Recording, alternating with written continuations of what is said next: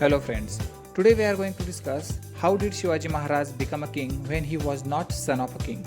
Shivaji Maharaj's father Shahaji Raje was a Sardar in the court of Adil Shah of Bijapur. So if Shivaji Maharaj was not son of a king, then how did he become a king? How did he found Hindavi Swaraj? Actually, he could do that because of his determination to free his motherland from the clutches of invaders.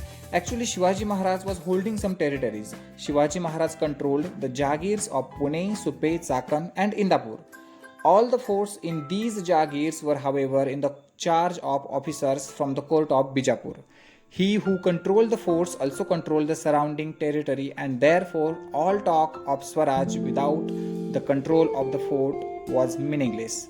A hill fort gave strategic support to the ruler, and Shivaji Maharaj decided to capture one at a suitable time. For this purpose, he had selected the Torna fort. It stands to the southwest of Pune in the Kanad Valley. It was a renowned fort, well suited for defense, and it was very good to lay the foundation of Swaraj. Strangely enough, this powerful fort was neglected by Adil Shah. There were neither enough troops for its defense nor enough ammunition.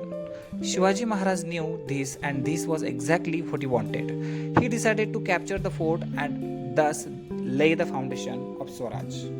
With a few select bands of Maulas means the people living in Maula region of Pune. So, with a few select bands of Maulas, Shivaji Maharaj descended into the Kanad Valley.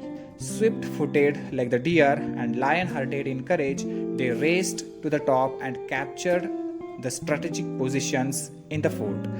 Tanaji Malusare hoisted the Maratha flag at the main entrance. Esaji Kanka, a trustworthy and loyal companion of Shivaji Maharaj, posted his guards at important points. The fort was captured almost without any resistance, and the sky was filled with the shouts of Shivaji Maharaj ki Jai.